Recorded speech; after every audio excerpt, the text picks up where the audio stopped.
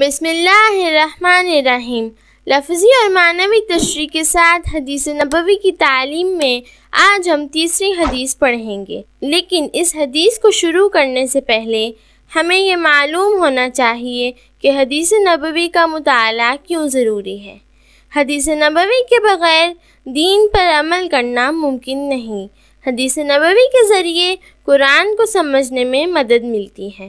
ہمارے نبی صلی اللہ علیہ وآلہ وسلم کی احادیث حکمت و دانائی کا مجموعہ ہیں، جن پر عمل کر کے ہماری زندگی سنور سکتی ہے۔ احادیث کو سمجھنا اور ان پر عمل کرنا آخرت میں کامیابی کی ضمانت ہے۔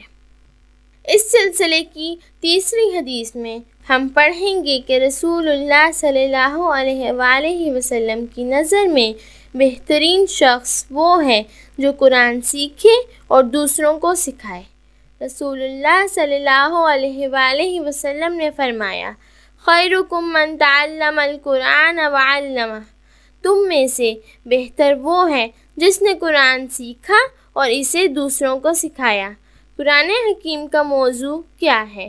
قرآن حکیم کلام الہی ہے جس کا موضوع انسان ہے۔ یہ کتاب محض نماز اور روزے کی تعلیمات پر مشتمل نہیں، بلکہ انسانی زندگی کے تمام پہلوؤں، خواہ وہ دنیاوی ہو یا اخروی، معاشی ہو یا معاشرتی، سیاسی ہو یا سائنسی، سب کے بارے میں تا ابد یعنی ہمیشہ رہنے والی رہنمائی رکھتی ہے۔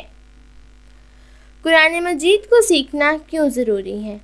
ہم آخرت میں بھی اس وقت تک کامیاب نہیں ہو سکتے جب تک ہم اپنی دنیاوی زندگی کو قرآنی تعلیمات کے سانچے میں نہیں ڈھال لیتے۔ اس لیے ضروری ہے کہ ہم قرآن مجید پڑھیں، سمجھیں اور عملی زندگی میں اس کی پیروی کریں، نیز دوسروں کو اس کا پیغام پہنچائیں اور اس پر عمل کی ترغیب دیں۔ اللہ تعالی ہمیں عمل کی توفیق عطا فرمائے۔ جزاک اللہ خیر۔